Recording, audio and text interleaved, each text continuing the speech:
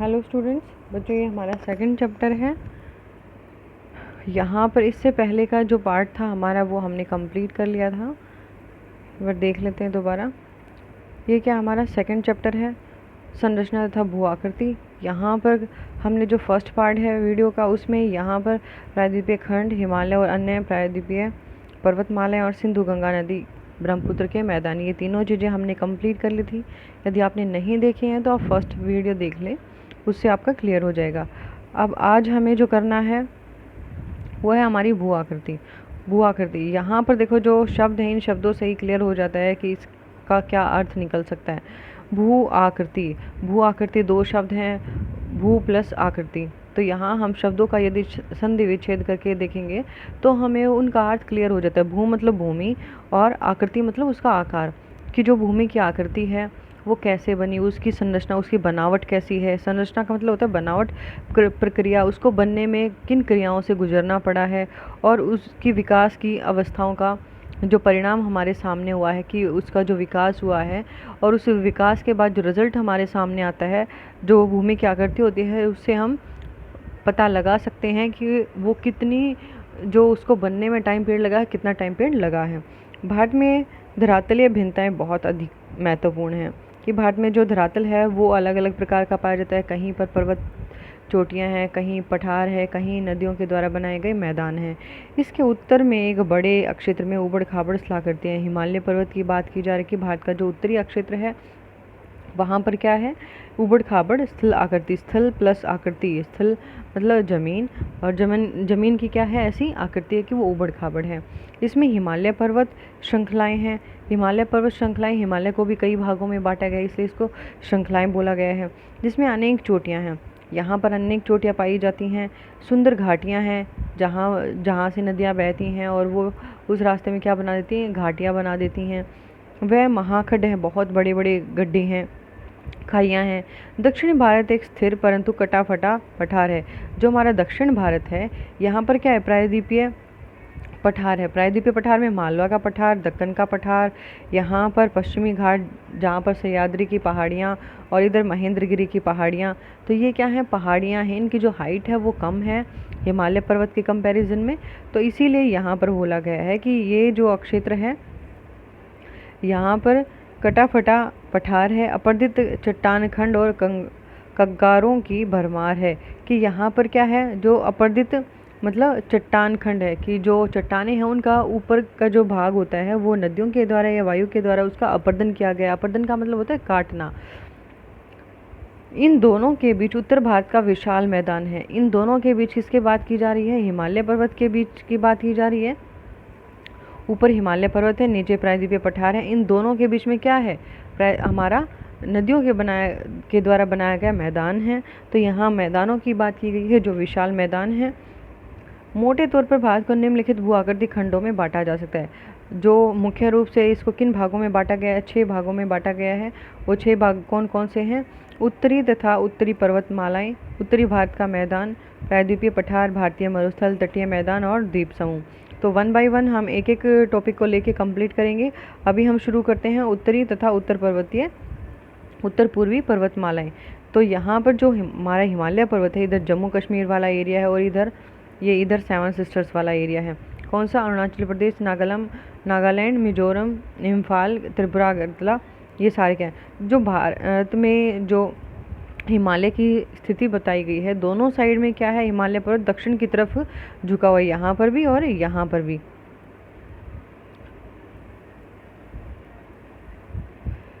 तो यहाँ पर अब हम शुरू करते हैं उत्तर तथा उत्तर पूर्वी पर्वतमाला में हिमालय पर्वत। और देखो ये है हमारा हिमालय पर्वत। हिमालय पर्वत देखो यहाँ पर भी क्या है, दक्षिण की तरफ झुका हुआ है, क्योंकि यहाँ पाकिस्तान की तरफ गया हुआ है और इधर से ये इधर भी दक्षिण की तरफ झुका हुआ है। तो दोनों साइड में कहाँ झुका हुआ है, दक्षिण की तरफ झुका हुआ है। इसको बोलेंगे हम डायरेक्ट नॉर्थ और ये बोलेंगे नॉर्थ ईस्ट। जैसे हमारी 4 डायरेक्शंस हैं, नॉर्थ हो गई, साउथ हो गई, वेस्ट हो गई और ईस्ट हो गई।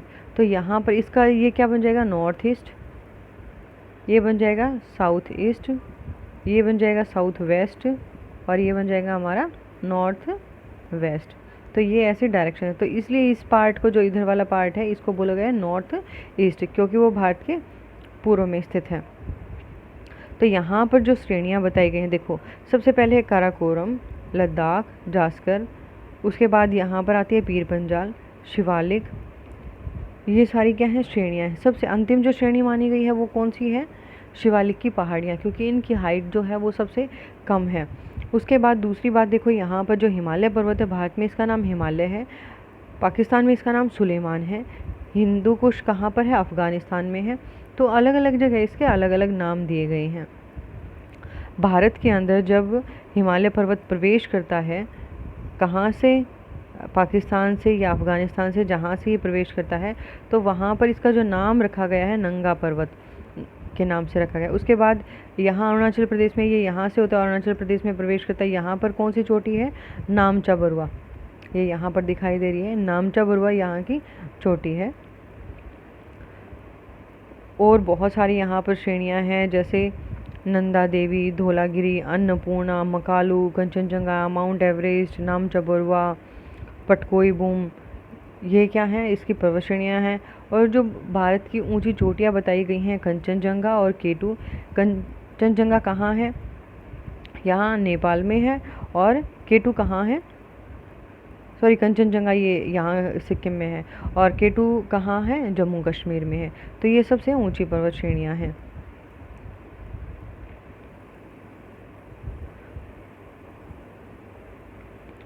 अब है, इसमें बताया गया था कि जो भारत है, भारत के अंदर उत्तर और उत्तर पूर्वी पहाड़ियाँ शामिल हैं हिमालय पर्वत में। हिमालय में कई समानांतर पर्वत श्रृंखलाएं, उसके इक्वल बहुत सारी समानांतर श्रृंखलाएं हैं। इसमें बृहत हिमालय सबसे ऊपर वाला पोर्शन है, पार हिमालय फिर उससे नीचे वाला है, मध्य हिमालय फिर उससे नीचे है, और शिवालिक की पहाड़ियाँ सबसे नीचे हैं। तो क्या हो गया, बृहत हिमालय, पार हिमालय और मध्य हिमालय, और यहाँ पर शिवालिक की पहाड़ियाँ हैं। भारत के उत्तर पश्चिमी भाग में हिमालय की ये श्रेणियाँ उत्तर पश्चिमी दिशा से दक्षिण पूर्व दिशा की ओर फैली हुई हैं। इसने क्या बताया कि जो भारत के उत्तर पश्चिमी भाग में, उत्तर पश्चिमी भाग कौन सा है, जो पाकिस्तान की तरफ लगता हुआ एरिया है, में हिमालय की ये श्रेणियाँ उत्तर पश्चिमी दिशा से कहाँ पर फैली हुई हैं, दक्षिण और पूर्व की तरफ फैली हुई हैं। दार्जिलिंग और सिक्किम क्षेत्रों में ये श्रेणियाँ पूर्व पश्चिमी दिशा में फैली हुई हैं, जबकि अरुणाचल प्रदेश में ये दक्षिण पश्चिमी से उत्तर पश्चिमी की ओर घूम जाती हैं। सिर्फ इनके बारे में बताया गया कि ये किस तरफ मुड़ी हुई हैं, उनके बारे में बताया गया है। अब इसकी लंबाई की बात करें, जो हिमालय पर्वत की लंबाई है, यहाँ उत्तर से लेके और उत्तर पूर्व तक इसकी जो लंबाई है वो कितनी बताई गई है, 2500 किलोमीटर। और उसके बाद जो उत्तर से लेके दक्षिण इसकी चौड़ाई है, उत्तर से दक्षिण तक इसकी चौड़ाई कितनी है, ये चौड़ाई की बात है, ये वाली बात कि उसकी जो चौड़ाई है वो 160 से 400 किलोमीटर के बीच में इसकी चौड़ाई है। जैसा कि मानचित्र से स्पष्ट है कि हिमालय भारतीय उपमहाद्वीप तथा मध्य एवं पूर्वी एशिया के देशों के बीच एक मजबूत लंबी दीवार में खड़ा है। क्या आप भारतीय उपमहाद्वीपों के देशों के नाम बता सकते हैं? तो देखो, इसमें दीवार के रूप में क्या बात की गई है कि दीवार के रूप में भारत, यहाँ इधर वाला एरिया क्या है, भारत का एरिया, उधर वाला एरिया चीन का है। तो ऊपर की साइड से क्या आती है, ठंडी हवाएं आती हैं, या फिर दूसरे देशों के सैनिकों से। ये क्या करता है, हिमालय पर्वत ऊंचा है, जहाँ जो क्या है, ठंडी हवाएं आनी भी मुश्किल हो जाती हैं, और जो दूसरी तरफ से यदि कोई हमारे ऊपर हमला करना चाहे तो उसके कारण भी यह एक दीवार के रूप में खड़ा हुआ है, हमारे बीच में हमारी रक्षा करता है। उसके बाद भारतीय उपमहाद्वीप के देशों के नाम की बात की गई है। तो भारतीय उपमहाद्वीप के देश, जितने भी हमारे पड़ोसी देश हैं, वो सारे भारतीय उपमहाद्वीप में, जैसे पाकिस्तान, अफ़गानिस्तान, नेपाल, भूटान, म्यांमार, ये सारे क्या हैं, श्रीलंका, हमारे पड़ोसी देश हैं और भारतीय उपमहाद्वीप में इनको गिना जाता है। हिमालय एक प्राकृतिक रोधक ही नहीं अपितु जलवायु, अफवाह और सांस्कृतिक विभाजक भी है। जो हिमालय पर्वत है, एक सिर्फ प्राकृतिक रोधक ही नहीं है कि वो ऊपर से आने वाली ठंडी पवनों को रोकता है, बल्कि ये क्या करता है कि जलवायु अफवाह, जो जलवायु का अफवाह होता है, जलवायु का जो बहाव होता है, उसको भी रोकता है, और सांस्कृतिक विभाजन, जो संस्कृतियाँ होती हैं, उनको भी अलग अलग करता है। क्या आप दक्षिणी एशिया के देशों के भू पर्यावरण पर हिमालय के प्रभाव बता सकते हैं कि जो दक्षिणी एशिया है उसके पर्यावरण पर हिमालय का क्या प्रभाव पड़ता है उसके बारे में पूछा गया है, क्योंकि ये हमें वहाँ से आने वाली ठंडी पवनों से बचाता है, शीत जो पवनें आती हैं उनसे बचाता है। हिमालय जैसा भू पर्यावरण विभाजक ढूंढ सकते हैं, हिमालय के जैसे ही दूसरा कोई ऐसा है जो ऐसा काम करता हो, उसके बारे में आपको बताना है। हिमालय पर्वत में भी अनेक श्रेणियाँ अक्षेत्रीय भिन्नताएं हैं। जो हिमालय पर्वत है उसमें भी काफ़ी सारी विभिन्नताएं पाई गई हैं, जैसे उच्चावच। उच्चावच होता है भूमि का ऊपर उठना, कि उसकी जो ऊंचाई है या निचाई में है। पर्वत श्रेणियों के संरेखण, मतलब एक रेखा में सारी जो पर्वत श्रेणियाँ हैं उनके बारे में। दूसरी भूआकृति के आधार पर हिमालय को निम्नलिखित उपखंडों में विभाजित किया गया। अब हिमालय पर्वत को भी अलग अलग भागों में बांटा गया है। कौन कौन से हैं? कश्मीर या उत्तर पश्चिमी हिमालय। सबसे पहले हम किसकी बात करेंगे? कश्मीरी हिमालय की बात करेंगे। उसके बाद हिमाचल तथा उत्तरांचल हिमालय, दार्जिलिंग और सिक्किम हिमालय, अरुणाचल हिमालय, पूर्वी हिमालय की पहाड़ियाँ और पर्वत। अब सबसे पहले बात करते हैं हम कश्मीर हिमालय की।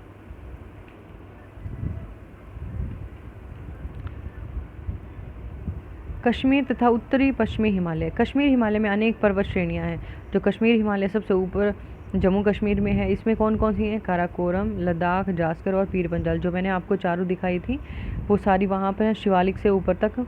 कश्मीर हिमालय का उत्तर पूर्वी भाग, कश्मीर हिमालय का उत्तरी और पूर्वी भाग जो वृत्त हिमालय और काराकोरम श्रेणियों के बीच स्थित है। कहाँ पर स्थित है? जो वृत्त हिमालय सबसे ऊपर वाला हिमालय, वृत्त हिमालय, पार हिमालय, मध्य हिमालय और शिवालिक की पहाड़ियाँ, तो कहाँ पर स्थित है? वृत्त हिमालय और काराकोरम श्रेणियों के बीच में स्थित है। काराकोरम श्रेणी कहाँ है? पार हिमालय और वृत्त हिमालय के बीच में, तो यहाँ पर स्थित है। एक ठंडा मरुस्थल है। ठंडा मरुस्थल कौन सा है? लेह का मरुस्थल है। भारत के 2 मरुस्थल हैं, एक गर्म मरुस्थल है और एक ठंडा मरुस्थल है। गर्म मरुस्थल कौन सा है? थार का मरुस्थल राजस्थान में है, और ठंडा मरुस्थल लेह मरुस्थल है जो जम्मू कश्मीर में है। वृत्त हिमालय और पीर पंजाल के बीच विश्व प्रसिद्ध कश्मीर घाटी और डल झील हैं। जो वृत्त हिमालय है ये वाला, और पीर पंजाल यहाँ पर है, शिवालिक से ऊपर वाला। तो यहाँ पर क्या है?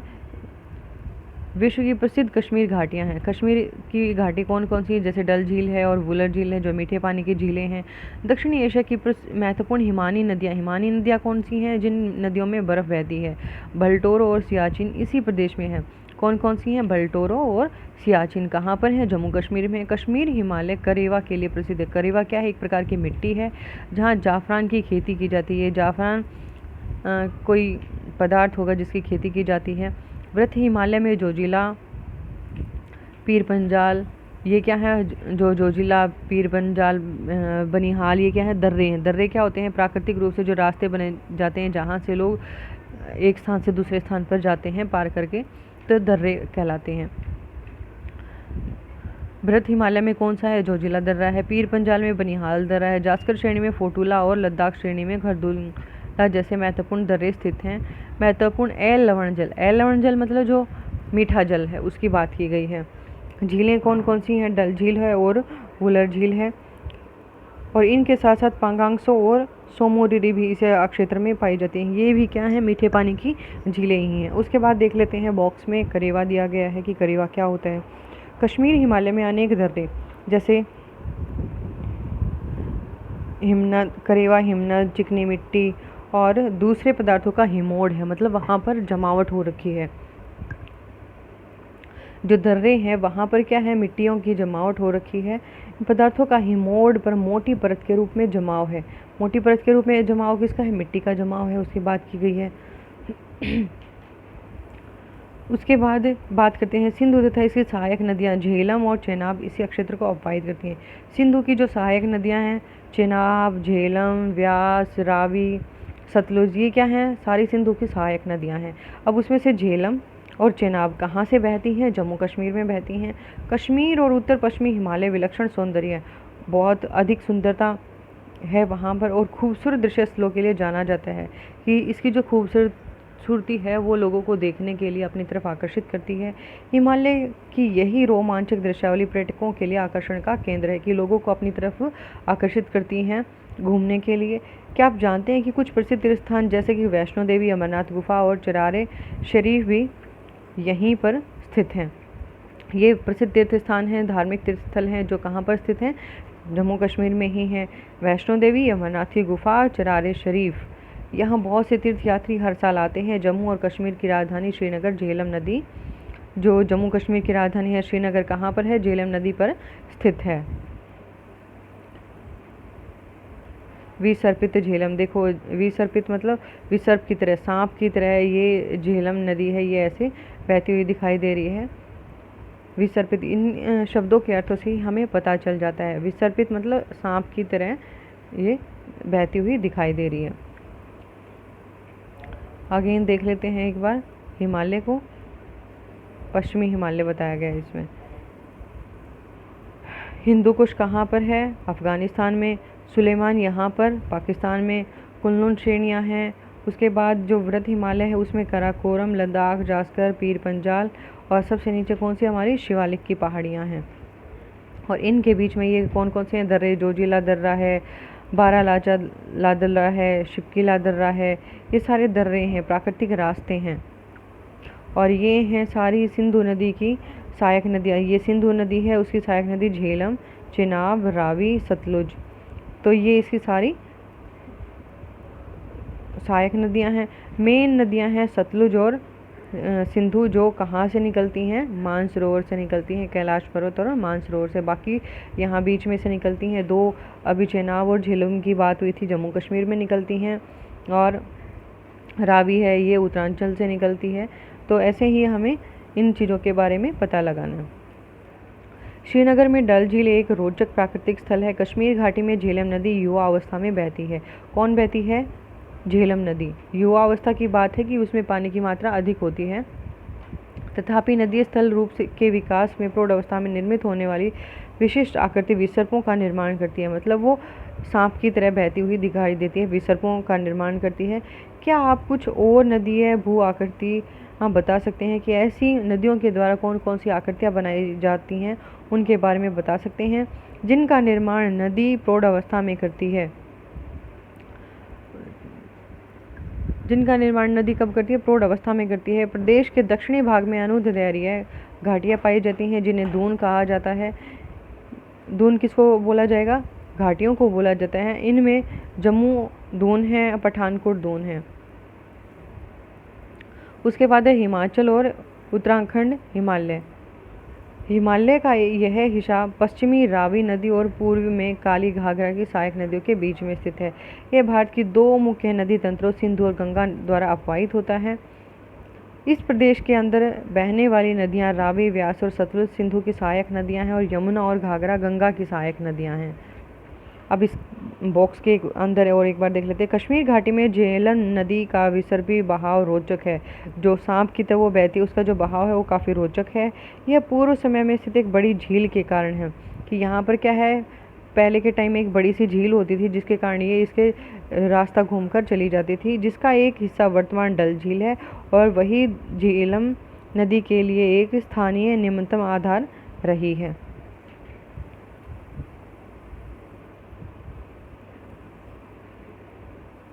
हिमाचल हिमालय का सुदूर उत्तरी भाग लद्दाख के ठंडे मरुस्थल का विस्तार है। किसका है? लद्दाख का। जो लेह लद्दाख है, जो हिमाचल है, हिमालय का सुदूर उत्तरी भाग है, और वहाँ पर ठंडा मरुस्थल पाया जाता है। लाहौल एवं स्पीति जिले के स्पीति उपमंडल में है। हिमालय की तीनों मुख्य पर्वत श्रृंखलाएं बृहत हिमालय, लघु हिमालय, जिन्हें हिमाचल में धौलाधार और उत्तराखंड में नागतिभा कहा जाता है। देखो जितनी भी जम्मू कश्मीर में जितनी भी जो झीलें पाई जाती हैं, वो उनके पीछे नाग मिलता है, जैसे शेष नाग। तो यहाँ पर जो झीलें पाई जाती हैं उनके पीछे मिलेगा, यदि किसी भी झील के पीछे आपको नाग मिलता है तो आप ये अंदाज़ा लगा सकते हैं वो कहाँ की है, जम्मू कश्मीर की है। उसके बाद हम बात करते हैं उत्तर दक्षिण दिशा में फैली शिवालिक श्रेणी इसी हिमालय खंड में स्थित है। लघु हिमालय में 1000 से 2000 मीटर ऊंचाई वाले पर्वत ब्रिटिश प्रशासन के लिए मुख्य आकर्षण केंद्र रहे थे। ऐसे लघु हिमालय के बीच में जिनकी हाइट 1000 से 2000 के ऊपर पाई जाती है, बीच में पाई जाती है, ऐसी पर्वत श्रेणियाँ किसके आकर्षण का केंद्र थी? जो यहाँ पर ब्रिटिश सरकार आई थी हमारे ऊपर कब्जा करने के लिए, उनके लिए आकर्षण का केंद्र रहे हैं। कुछ महत्वपूर्ण पर्वत नगर जैसे धर्मशाला, मसूरी, कासोली, अल्मोड़ा, लेसडाउन और रानीखेत इसी क्षेत्र में स्थित हैं। ये क्या है? दूसरे क्षेत्र हैं जो इसी क्षेत्र में स्थित हैं। उसके बाद शिवालिक। शिवालिक शब्द की उत्पत्ति देहरादून के नज़दीक शिव व वाला में पाए जाने वाले भूगर्भिक रचनाओं से हुई है। किसी समय यहाँ इम्पीरियल सर्वे का मुख्यालय स्थित था, जो बाद में स्थायी रूप से देहरादून में स्थापित हो गया था। उसके बाद है इसी क्षेत्र की दो महत्वपूर्ण स्थलाकृतियाँ शिवालिक और दून हैं। किसकी? हिमाचल की दो और महत्वपूर्ण स्थलाकृतियाँ हैं शिवालिक और दून। यहाँ स्थित कुछ महत्वपूर्ण दून जैसे चंडीगढ़ कालका का दून, नालागढ़ दून, देहरादून हरिके दून तथा कोटा दून शामिल। ये क्या है? घाटियाँ हैं सारी। इनमें देहरादून सबसे बड़ी घाटी है। सबसे बड़ी घाटी कौन सी है? देहरादून है, जिसकी लंबाई 35 से 45 किलोमीटर और चौड़ाई 22 से 25 किलोमीटर के बीच है। वृत्त हिमालय की चोटियों में भोटिया प्रजाति के लोग रहते हैं। कौन सी प्रजाति के लोग रहते हैं? भोटिया प्रजाति के लोग। ये खानाबदोश लोग हैं जो ग्रीष्म ऋतु में बुग्याल ऊंचाई पर स्थित घास के मैदान, बुग्याल क्या है? घास के मैदान हैं, इन मैदानों में चले जाते हैं और शरद ऋतु में घाटियों में लौट आते हैं। जब ग्रीष्म ऋतु होती है तो ये हाइट पर चले जाते हैं, क्योंकि हाइट पर क्या मिलेगी? ठंड मिलती है। और शरद ऋतु में ये क्या करते हैं? घाटियों में लौट जाते हैं, घाटियों की तरफ वापस चले जाते हैं।